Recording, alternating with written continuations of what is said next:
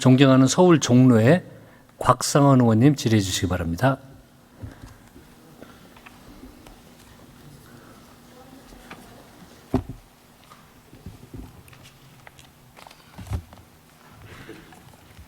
인사드리겠습니다.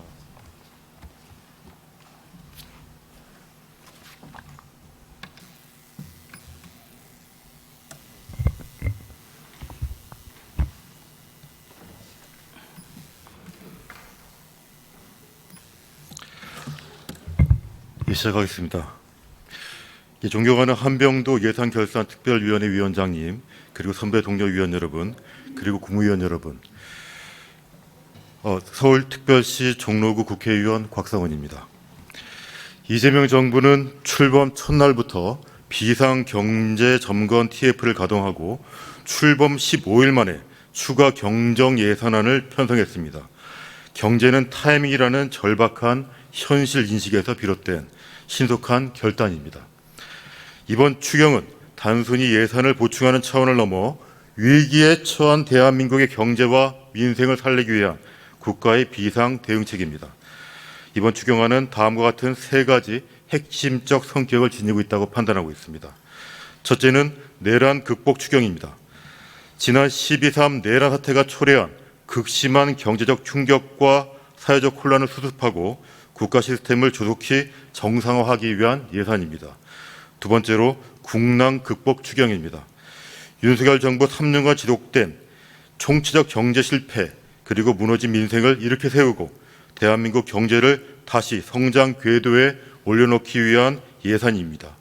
셋째는 국가 책임 추경입니다.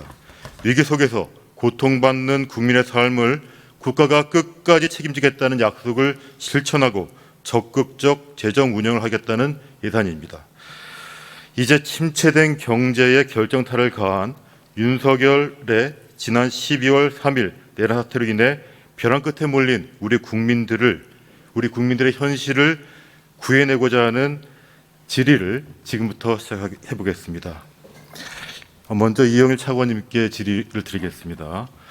이 차관님, 지난 코로나19 그리고 지난 시간에 고금리, 고물가, 고환율의 삼중고를 소상공인들이 힘겹게 버텨왔습니다. 지금은 생존의 한계에 내몰려 있습니다. 지금 지표를 보게 되면 지금 매우 어려운데요. 제가 몇 가지 말씀드리겠습니다. 첫째, 부채 수준이 감당하기 어려울 정도 수준에 이르렀습니다. 한국은행의 금융안전보고서를 살펴보니까요. 2024년 말을 기준해서 자영업자의 대출 잔액이 1,064조 2천억 원을 넘어섰습니다. 그리고 두 번째, 연체 현상이 급증하고 있습니다. 특히 다중채무자이면서 저소득, 저신용 상태인 취약자주에 대한 통계를 보니까요. 42만 7천 명에 달하고 2024년 말을 기준으로 연체율이 11.16%에 이르는 위험 수위에 있습니다. 세 번째로 폐업이 속출하는 최악의 경제 위기에 있습니다. 올해는 폐업 사업자가 100만 명이 넘을 것이라고 합니다. 소상공인 연합회 실태조사를 보니까 소상공인의 88.4%는 비상계엄으로 인해서 매출 피해를 입었다고 보고하고 있습니다. 36%는 매출이 반토막이 났다고 응답하고 있습니다. 차관님, 지난 4월 28일 1차 추경 심사가 있었는데요. 그때 예결위에서 존경하는 문금주 의원님께서 이렇게 발언하십니다. 12.3 불법 비상계엄 사태로 인해 4개월 넘게 피해를 입은 소상공인 자영업자에 대해 코로나 때 일부 손실 보상이 이루어진 것처럼 손실 보상이 적극 검토되어야 한다. 이렇게 발언하십니다. 그때 경제부총리께서는 그 부분에 대해서 정부가 해야 할 일이 있고 다만 법률적 문제가 있는 것으로 알고 있다고 답변하십니다. 지난해 12월부터 지속된 소상공인들의 피해, 4개월 이상들의 피해에 대해서 헌법재판소가 있는 제 지역구인 서울 종로구 일대는 실제로 생존 위협을 받을 지경에 있습니다. 특별한 국가적 상황으로 인해서 특별한 손해를 입은 것이죠. 특별한 정책적 배려가 필요하다고 보입니다. 그래서 지금 현재 법안이 발의되어 있는데 이것이 지난 저희 대선 공약이기도 합니다. 기재부에서 지금 적극 검토를 하고 계신지 궁금합니다. 예. 이치관에 답변 드리겠습니다. 지금 방금 주신 부분하고 관련해서는 이게 뭐 국가의 직접적인 행위가 있느냐, 그리고 이게 직접적인 원인 행위였느냐, 이 부분에 대해서 검토가 필요하고요. 그래서 이 부분에 대해서는 검토를 계속해 나가되, 지금 의원님이 특별히 말씀 주신 부분, 계엄 이후도 소상공인이 굉장히 어렵지 않느냐, 그 부분하고 관련해서는 저희가 이번에 두 가지 대책을 반영을 해서 추경안에 포함을 했습니다. 지금 첫 번째는 새 출발 기금이 원래 작년 11월까지만 사업을 하신 분들에 대해서 지원 대상이었는데요. 계엄은 12월 이후지 않습니까? 그래서 12월 이후에도 사업을 영위하신 분들까지 지금 새 출발 기금의 지원 대상으로 할 수 있도록 했고요. 그리고 첫 번째 말씀 주신 것 장기 연체분들, 이분들이 너무 현장에서 추심 고통이 심하다. 그래서 그 부분하고 관련해서는 장기 연체하신 분들에 대해서 저희가 소득과 재산을 철저히 파악해서 도저히 이게 파산 상태 정도로 빚 갚을 능력이 없다. 그런 부분에 대해서는 별도로 저희가 채권을 매입해서 속아가는 그런 프로그램을 마련했습니다. 네, 알겠습니다.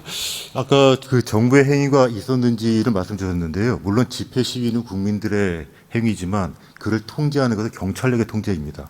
실제로 국민들의 피해가 발생하는 것은 경찰력의 동원으로 인해서 그때 동원되었던 인력, 그 다음에 행사장 진행 관련한 직접적인 피해는 국가 권력으로 인한 통제 때문에 발생한 것입니다. 국가 권력의 행위가 없다고 말씀하시는 것은 매우 비약이죠. 그렇죠? 예, 알겠습니다. 예, 그 안덕근 장관님께 제가 질의드리겠습니다. 예, 2025년 추가 경정 예산안 3,261억 원 규모의 그 고효율 가전제품 구매 비용 환급 사업이 편성되어 있습니다. 알고 계시죠? 네. 예. 이 사업은 내수 진작 그리고 에너지 효율 향상을 주된 목표로 하고 있다고 합니다. 그렇습니다. 예, 이 사업에 제가 좀 살펴봤는데요. 이런 내용이 있습니다. 이 사업은 2016년, 2019년, 2020년에 이어 네 번째로 진행되는 대규모 사업입니다. 그런데 그 국회 사무처, 그다음에 국회 예산결사특별위원회 검토 보고서를 보면 공통적으로 지적하고 있는 것이 체계적인 성과 평가와 제도 개선 논의가 미흡했다. 이런 점을 반복적으로 지적하고 있어요. 그리고 2020년 사업 결과 보고서를 보니까 중소기업 우대, 사전 공지 강화 등의 구체적 개선 사항도 포함되어 있습니다. 그런데 이번 추경안에 포함된 이 사업은 보면 과거 사업과 구조가 거의 동일합니다. 제가 살펴보니까 식기세척기가 추가된 것 이외에는 달라진 게 별로 없어요. 자, 그럼 제가 질문 하나 드릴게요. 이 세 차례 사업에도 불구하고 체계적인 성과 평가가 없었습니다. 그러면 이 사업 자체가 문제가 있는 것으로 보이는데 과거 사업 구조와 거의 동일하게 설계해서 이 사업을 진행하는 특별한 이유가 있나요? 평가가 없었던 건 아니고요. 그 평가가 아마 평가가 미흡했다고 말씀드렸죠. 네, 그 미흡해서 그래서 그 지난번에 저희가 산중할 때 의원님께 그 말씀드린 것처럼 이번에는 그 평가 관련돼서 좀 더 면밀한 평가를 저희가 준비를 하고 있고, 제가 20년 가장 최근 했던 사업 이후에 보면은 한 10배 정도의 저희가 효과를 지금 기대를 하고 있습니다. 10배 정도요? 예. 예. 지금 구체적인 방안을 좀 마련해 주시기 바랍니다. 네, 그렇게 있습니다. 또 하나 말씀드릴게요. 실제 이 사업의 그 지표를 보게 되면 2020년 사업에서 상위 2개의 대기업 제품, 혹시 어딘지 아시죠? 그 환급 금액의 비중이 전체 80%가 넘습니다. 판매액만 해도 2조 4,658억 원에 달하고요. 실제로는 대기업을 위한 보조금으로 보이는 경우가 좀 많습니다. 그리고 중소기업한테 효과가 있다고 하는데 간접적 효과일 뿐이고 그마저도 64%에 불과하다고 합니다. 하나 이 점과 관련해서 질문 하나 드릴게요.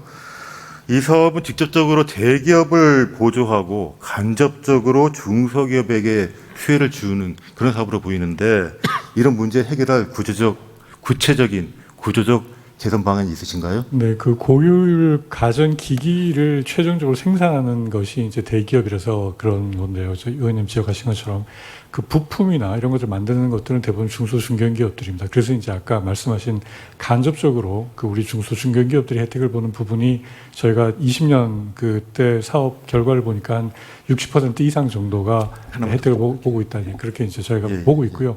그래서 이번에 그뿐만 아니라 그 당시에도 뭐 쿠크라든가 그 위니아라든가 이런 저 중소중견기업들이 혜택을 보고 있는데 이번에 말씀하신 부분은 저희가 꼭 반영을 하고 염두에 둬서 그런 것들이 중소중견기업의 혜택이 예, 확산될 수 좋습니다. 있도록 노력하겠습니다. 예, 그리고 국민들한테 혜택이 가야 되는데 국민들 중에서는 수도권에 혜택이 집중되고 있어요. 50% 넘습니다.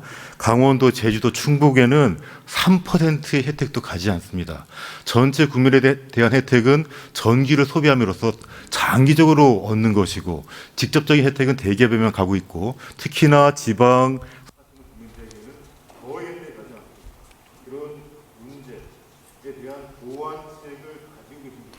네, 그 부분도 중요한 부분이시고 제가 공감하는데 이게 인구수로 하면 아무래도 수도권에 인구가 집중돼 있다 보니까 그렇게 분류를 하면 이제 수도권에 집중되는 것처럼 나타납니다. 그렇지만 이제 그게 인구 비중에 따라서 그렇게 나오는 부분이 있어서 제가 말씀하시는 것처럼 최대한 그 지역으로 그 효과가 전파될 수 있도록 제가 노력을 하도록 하겠습니다.